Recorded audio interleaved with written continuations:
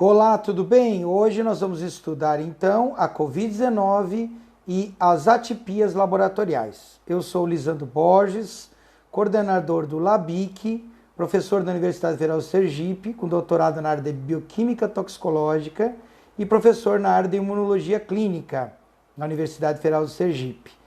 E coordenador da Força Tarefa Covid-19, onde já realizamos mais de 5.000 testes de sorologia, fluorescência de anticorpos para IgG e IgM para SARS-CoV-2 e pesquisa de nucleoproteínas virais, o antígeno, para SARS-CoV-2. Não temos conflito de interesse, esses dados foram obtidos do Hospital Israelita Albert Einstein, onde o método foi o RT-PCR e o método sorológico foi a fluorescência de anticorpos IgG e IgM para SARS-CoV-2.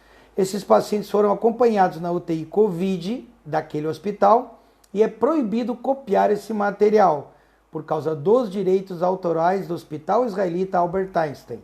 Pode compartilhar com os devidos créditos ao nosso laboratório e ao hospital. No primeiro caso clínico, nós podemos observar na linha vermelha a PCR do paciente. Então, o RT-PCR do paciente positivo por 41 dias. O primeiro PCR desse paciente foi dia 20 de março e esse PCR ele só negativou no dia 7 de maio. Então vejam o tempo que o PCR permaneceu positivo, por 41 dias. O IgM, ele após 20 dias, ele apareceu reagente, e houve uma queda desse IgM em 34 dias, com um novo pico em 48 dias, observando que em 48 dias o PCR do paciente já se encontrava negativo. Em relação ao IgG, ele começou a subir com um nível bem menor que o IgM, ele começou a dar reagente após 20 dias, o pico foi em 48 dias, aonde nós observamos, então, o PCR negativo para o paciente.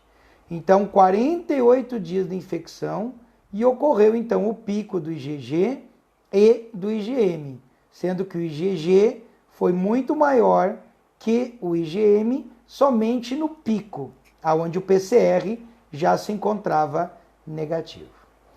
Esse gráfico ele reflete aparentemente a imunologia que a gente está acostumado a estudar para a maior parte dos vírus, mas o que nos mostra uma surpresa é essa positividade do PCR por 41 dias, o que normalmente imaginávamos que fosse por muito menos tempo. E observamos então que somente após 20 dias eu tenho uma observação da sorologia reagente no paciente. Então não adiantaria nesse caso, em 7 dias, fazer a sorologia no paciente, que os resultados provavelmente seriam não reagentes. Provavelmente não, são não reagentes para esse paciente. No caso clínico 2, nós podemos observar então na mesma linha vermelha, um PCR reagente por 22 dias, o IgM reagente em 17 dias após o primeiro PCR, com pico em 22 dias e um declínio em 28 dias, onde já o PCR do paciente se encontrava negativo, mantendo um nível, esse IgM, de estabilidade, né? O COI, o índice do cutoff do paciente em níveis estáveis, por mais 15 dias. Mais 15 dias de PCR ainda negativo. Mas veja, o IgM continua reagente para esse paciente. Em relação ao IgG, ele começou bem baixo. E para quem faz a sorologia, a fluorescência de anticorpos, o valor da referência é acima de 1.1 COI, o índice de cutoff. 1.1 já é reagente. Os níveis desse paciente oscilaram em 1.4, 1.5, 1.8. Sempre em níveis baixos. Nós já observamos lá na sorologia do IgG, pacientes com 65 de IgG, de COI. Então, para esse nosso paciente aqui, o nível realmente é muito baixo e se manteve em níveis muito baixos. Parece que ele não aumentou em relação à doença, o que é bem atípico em relação à imunologia clínica. No caso clínico 3, observamos um PCR positivo por 30 dias e o IgG foi o primeiro a aparecer como reagente em 26 dias, com pico em 35 dias do IgG. Observamos o IgM, que também apareceu em 26 dias, sim, mas começou a declinar, com queda em 35 dias. Observando então que o PCR nessa queda e nesse pico do IgG foi negativo. Então o PCR já se encontrava negativo em 35 dias, mas por 30 dias o PCR se encontrou positivo. Então veja a atipia imunológica desse aumento do IgG e o declínio do IgM. Totalmente o contrário do que a gente estuda na imunologia clínica. Em relação ao caso clínico 4, esse realmente quebra a nossa cabeça. Temos um paciente, então, com PCR positivo por 16 dias, com sintomatologia. Esse paciente estava internado no UTI Covid. Esse paciente negativou por 18 dias o PCR, mas continuou internado por continuar com sintomas respiratórios, e positivou, para surpresa do corpo clínico, por mais 19 dias. Então, lá, no dia 28 de abril, ele positivou de novo o PCR. Lembrando que lá, no dia 10 de abril, ele negativou o PCR. Dia 16 estava negativado já o PCR. Dia 10, então, foi feito o último PCR que deu positivo. Dia 16 deu negativo. E ele novamente positivou o PCR no dia 28 de abril, para surpresa do corpo clínico. O paciente continuava internado. E ficou positivo por mais 19 dias.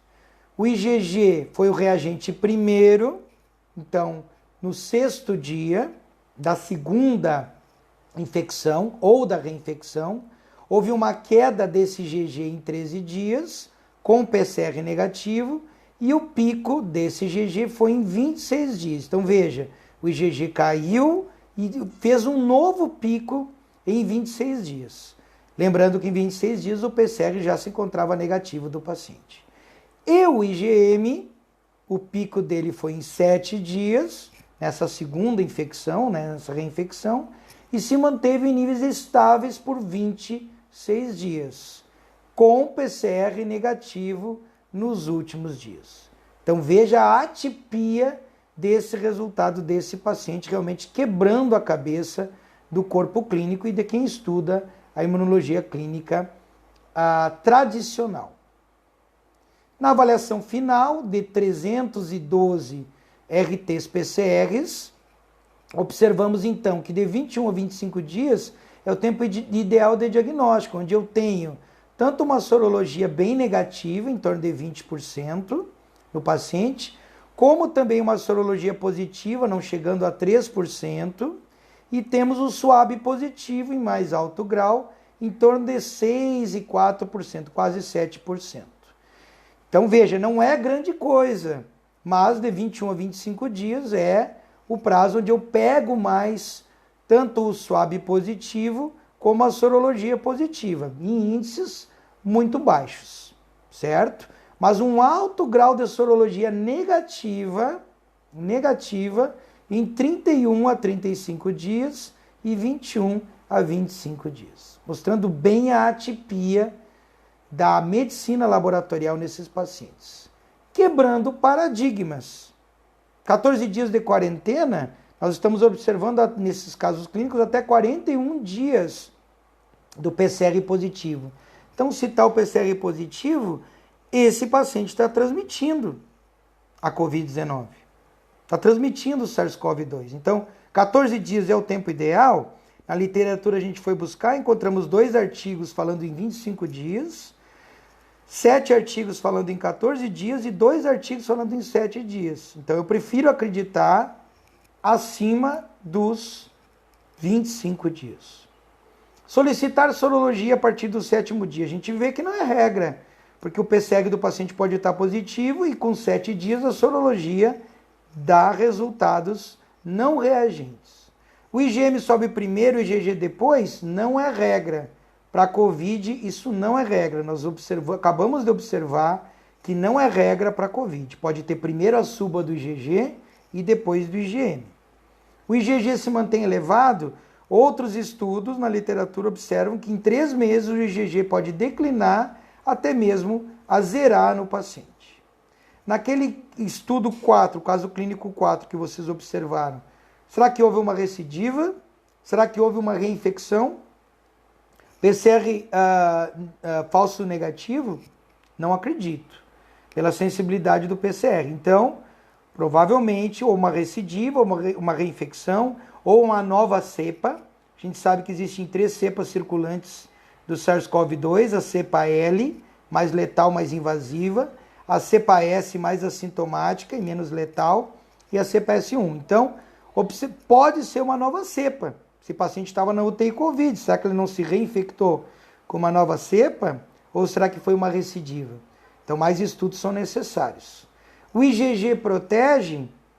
Não há certeza. Esse paciente, temos que ter certeza se esse IgG é um anticorpo neutralizante. Então, podemos ter níveis baixos de IgG e haver uma proteção. Como podemos ter um nível alto de IgG e não existe essa proteção. Então, mais estudos são necessários. O IgM reagente, o PCR vai dar reagente? Nós observamos ali no caso clínico que não há relação. Podemos ter um IgM reagente e o PCR dá não reagente. E o contrário também é verdadeiro. Podemos ter um PCR positivo sem sorologia? Sim. Podemos ter um PCR positivo, esse paciente usa a imunidade inata, destrói o vírus e não forma anticorpos, mostrando que a Covid ainda tem muito a nos ensinar. Um agradecimento especial ao Hospital Israelita Albert Einstein pelo compartilhamento desses casos clínicos e muito obrigado pela atenção de vocês. Compartilha esse estudo para quem tiver interesse em estudar um pouquinho mais sobre a Covid-19. Um grande abraço a todos e até o próximo vídeo.